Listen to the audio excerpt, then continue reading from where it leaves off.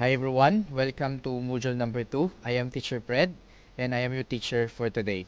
And for this video, we will discuss about understanding one's personality. Okay, so before we proceed for our discussion, I will give you first the learning targets.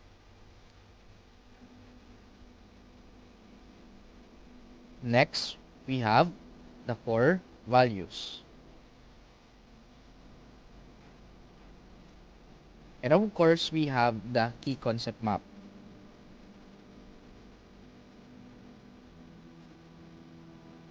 And for the most essential question, why is understanding my personality an important thing in life? Okay, so take a pause for this video and take time to screenshot.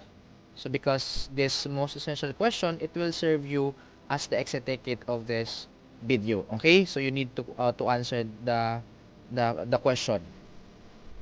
And to recall our topic in module number 1, so I have some questions that you need to answer.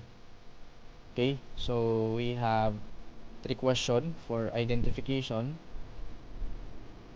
and 2 questions for true or false.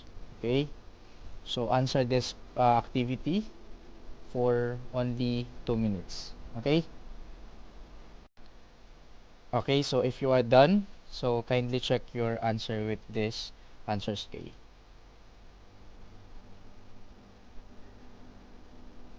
Okay, so let us have start with our module number 2, understanding one's personality. But before we proceed with our topic, no, so I have some activity. So all you have to do is to get a piece of paper now and draw yourself. Okay, and after that, list at least 2 strengths and 2 weaknesses based on how you know yourself. Okay, so do this activity in 1 minute. Okay, so if you are done with this activity, and now let us proceed for our discussion. Okay, so first, what is personality? So when you heard about personality class, what comes into your mind? Okay, according to Wikipedia, personality is a characteristic set of behavior, cognition, and emotional patterns or emotion patterns that evolve from biological and environmental factors. While there is no general agreed upon definition of personality, so most theories focus on motivation and psychological interaction with the environment one is surrounded by. Okay, so that is personality. So personality is affected by both nature and nurture. So, nature, it refers to heredity or genetic makeup, while nurture, it refers to environment. Again, so the difference between nature and nurture, no? So, when we say about nature, it refers to heredity or genetics. And when we say about nurture, it refers to environment. Okay? So, personality is developed through the combined influence of heredity, environmental factors, and cultural backgrounds. Okay, so that's it for the personality. So when you ask uh, what personality you have, no, so saan mo nakikuha yan, so we have different influences, no, we have heredity, environmental factors, and also cultural background. Okay, so according to psychology, so we have 5 factors. Okay, so those are the first is the openness. Okay? So openness, it refers to being appreciative. Okay? So if you're appreciative and then your personality is called openness. Openness. Okay? You are open. Again, so when we say about openness, it refers to being appreciative of varied and new experiences. So people who have a high level of openness to experience open enjoy going out of the comfort zone. So example for this personality is someone who always trying someone new. Okay? So if you are a person, know that you're trying to do some things new, then your personality is belong to openness. Okay? So every time that you go out to it, then get a different dish just to find out, then there's always meeting new people and displays very liberal ideas about society. Again, so those are the openness is one of the uh, personality. Okay? Factors of personality. Second one is the conscientiousness. What is conscientiousness, class? So, when it's about conscientiousness, it is a measure of your tendency to control impulses as well as your competence. Okay? Sense of responsibility, orderliness, and drive for achievement. Okay? Example for this personality is when you complete all your school's assignments with great care, writing slowly and clearly, and making sure that they are neat and correct, no? Then the tendency of your personality is all about conscientiousness. Okay, you are conscious with your work, no? So that's the second factor of personality. The third one is the extraversion. So what is extraversion? So extraversion is possibly the most recognizable personality traits. Okay? It indicates how outgoing and social person is. So extraversion is a measure on how energetic, sociable, and friendly person is. Extrovert are commonly understood as being a person or a people person, drawing energy from being around other, directing their energies toward people and the outside world. Often, since the ones talking the most in a social situation, extrovert are traditionally characterized by sociability, talkativeness, assertiveness, and also excitability. Okay, so example for this personality is when someone always like to be around people, okay, and enjoy being the center of attraction.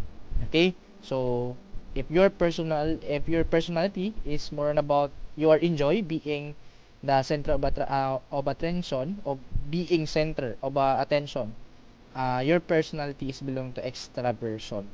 Okay, so next one is the agreeableness. Okay? So agreeableness is a tendency to be cooperative and compassionate towards other. So it is the measure or it is the measures of the extent of person warmth and kindness. So example for this, no?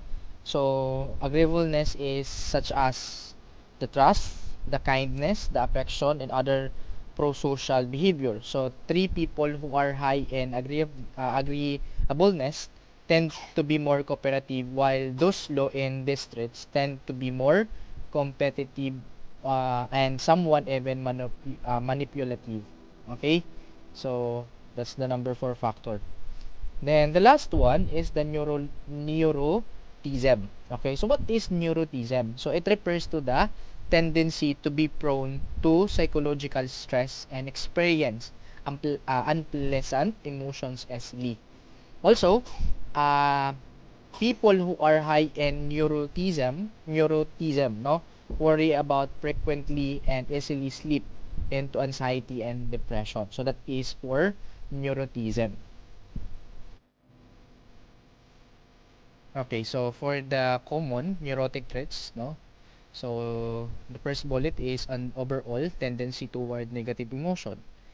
He or she feels of anxiety or irritability, poor emotion stability, feelings of self-doubt, feelings of being self-conscious or shy, sadness, moodiness, and depression. Then she or he easily stressed or upset, unable to handle stress well.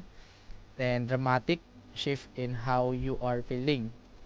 Then if you have lack of resilience and struggling to bounce back after adversity, usually that's a sign that you have your neurotic, no? So personality, chronic worrying about a variety of things, tendency to interpret neutral situation as threatening, tendency to view minor problems as overwhelming, difficulty controlling urge or emotions and the moment, easily becoming jealous or feeling envy about what others have, trouble with frustration or anger about everyday no?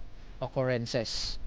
Then feelings of fear or guilt over minor things.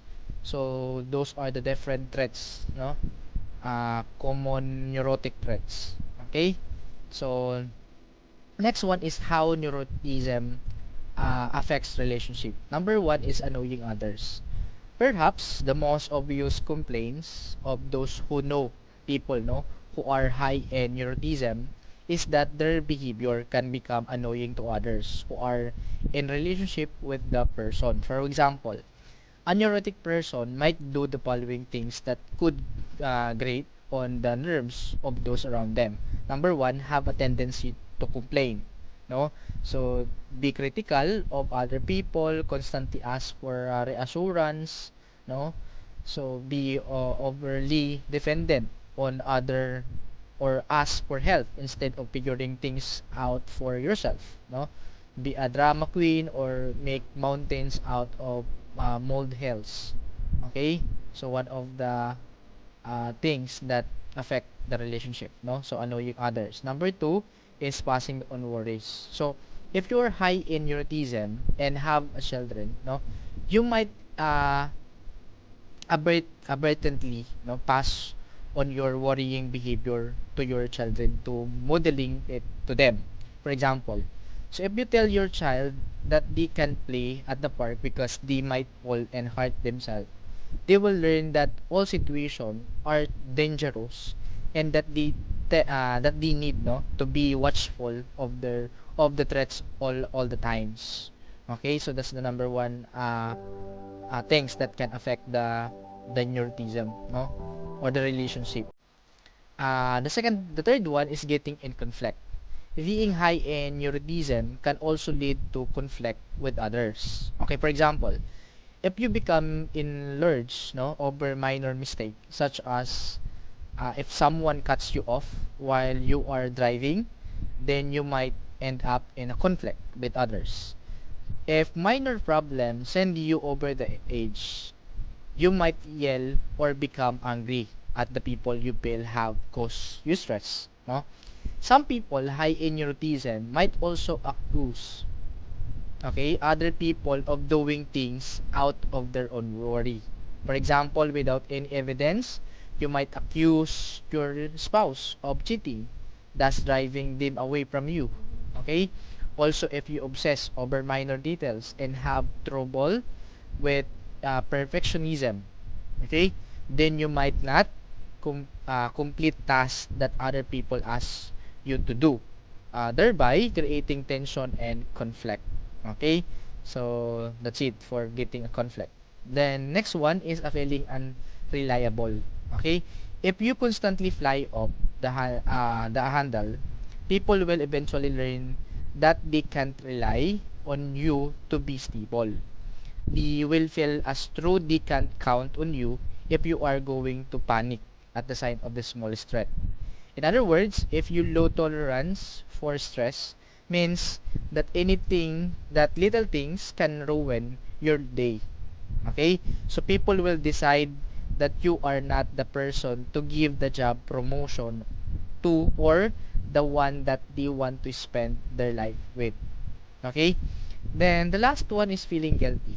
Being highly neurotic can also lead to feel guilty about things that are not your fault. Okay?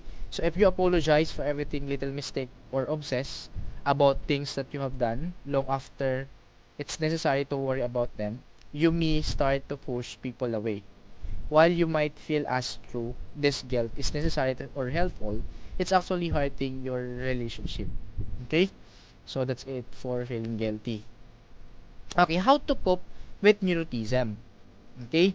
So since we already know the different things that will affect the relationship, no? So now, how to cope with neuroticism? Uh, First step that you need to do is to recognize that your personality can shift over time. Okay? As people age and experience different life events, they may experience shifts. Okay? Although, your biology will still influence your natural tendency. So, that being said, that if you are truly struggling with feelings of neuroticism and neurotic behavior, you might benefit from therapy such as cognitive behavior therapy or the CBT. Okay? To help you manage worry or mindfulness. Okay? To help you manage emotions and stay in the present moment. So some things that you can do on your own, no, include working on practicing daily gratitude so that small annoyance can be viewed from the big picture, as well as engaging in daily meditation practice. It's very important to have different things or different uh, things, no, such as meditation. Okay, so it's very important to cope with the neuroticism.